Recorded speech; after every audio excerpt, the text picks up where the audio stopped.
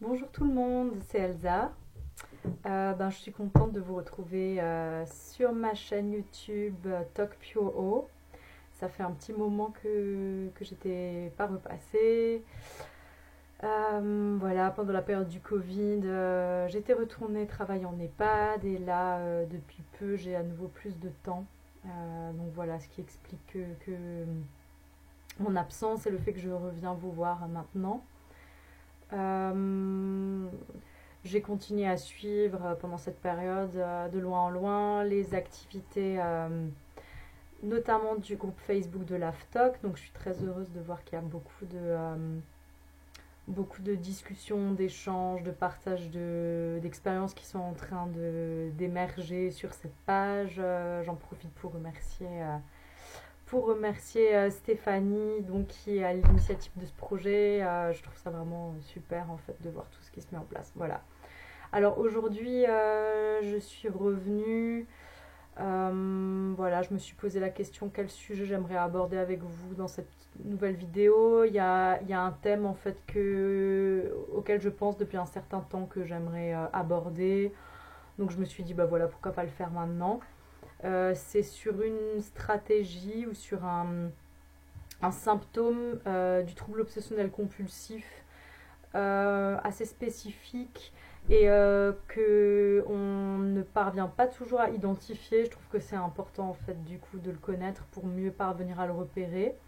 Alors c'est un symptôme qui a été identifié alors notamment par un docteur euh, américain qui s'appelle le docteur Philipson, qui est un thérapeute spécialisé donc dans l'approche de la thérapie comportementale pour soigner les troubles obsessionnels compulsifs. Et en fait, il a repéré on va dire oui, c'est un symptôme qui intervient dans le parcours de guérison et de rémission du TOC, qui en anglais s'appelle le backdoor spike. Alors, je vais pas me hasarder à faire une traduction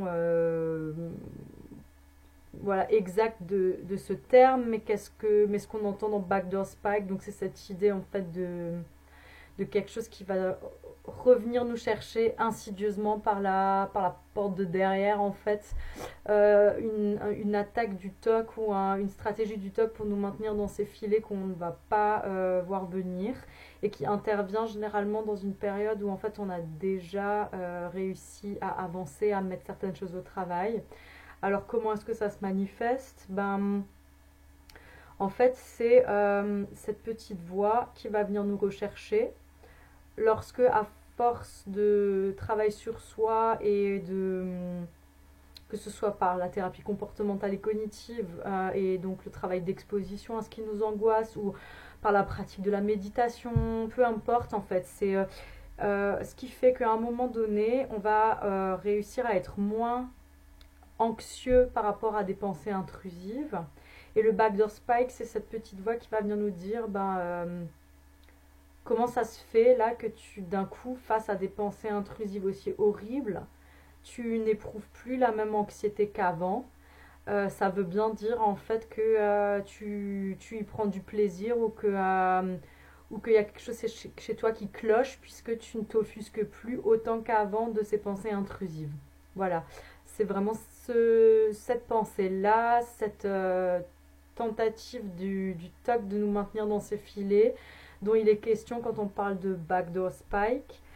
C'est en fait ce que logiquement, à un moment donné, lorsque on décide de se lancer dans un parcours de soins, d'arrêter d'être dans la fuite et dans le déni de ces troubles obsessionnels et que voilà, on essaye, que ce soit par la thérapie comportementale, que ce soit par d'autres approches, hein, mais qu'on essaie de se confronter en fait à l'anxiété qui nous domine face aux pensées intrusives.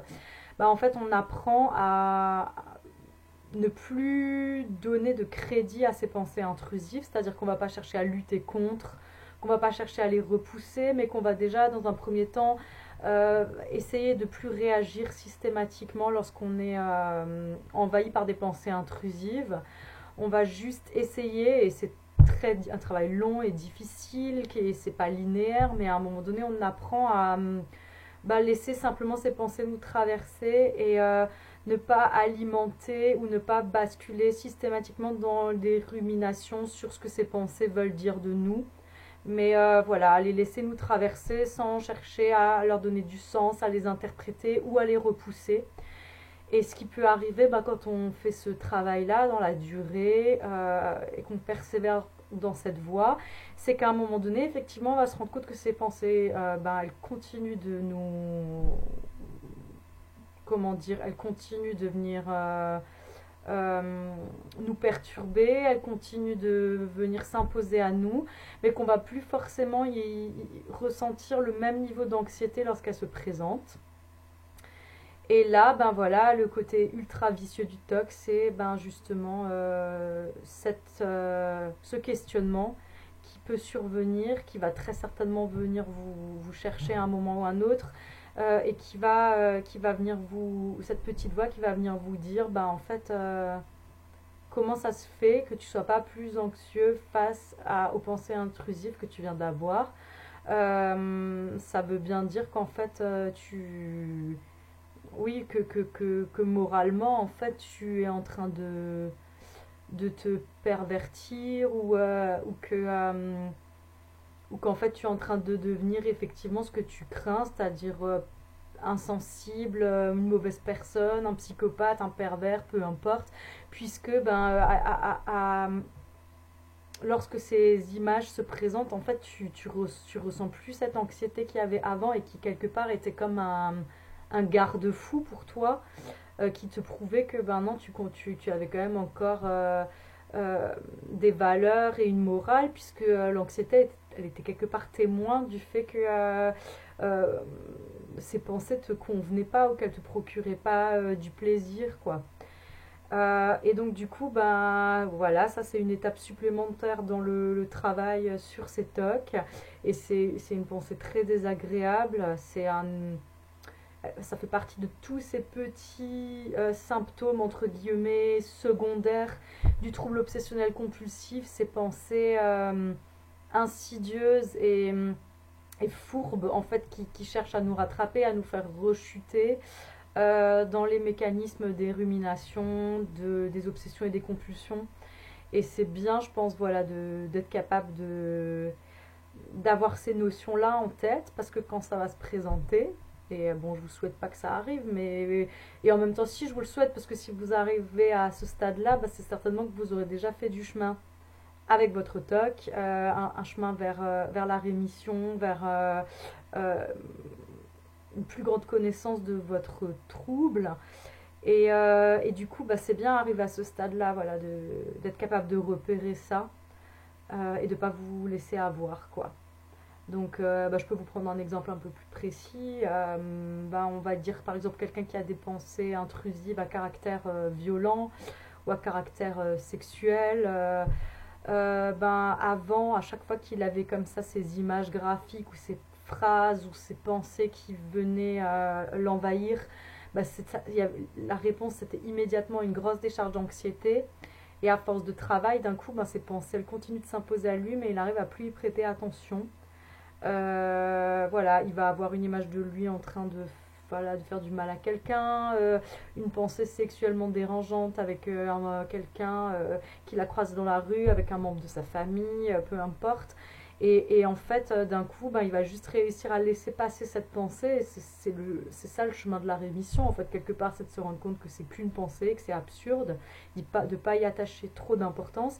Sauf que là, il y a cette petite voix qui va venir lui dire, mais comment ça se fait que là, t'as laissé passer ça, en fait?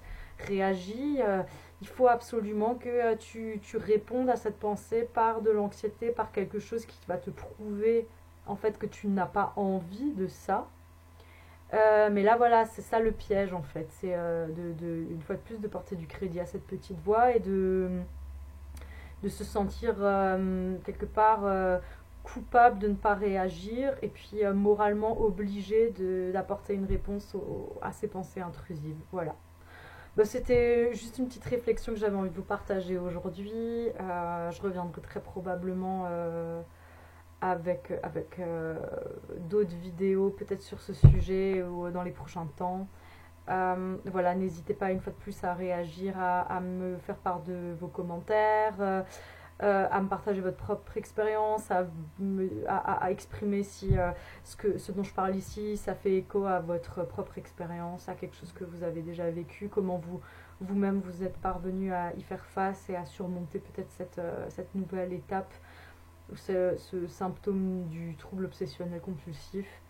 De me partager aussi comment ça s'est décliné pour vous en fonction des thématiques de TOC que vous affrontez. Et puis voilà. Bah, je vous remercie une fois de plus de m'avoir écouté jusqu'ici.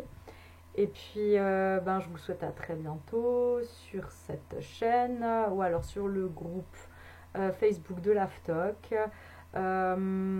Voilà. Et puis ben, bon courage. Bonne continuation, prenez soin de vous, n'oubliez pas que vous n'êtes pas tout seul avec ça, voilà, ne vous découragez pas surtout.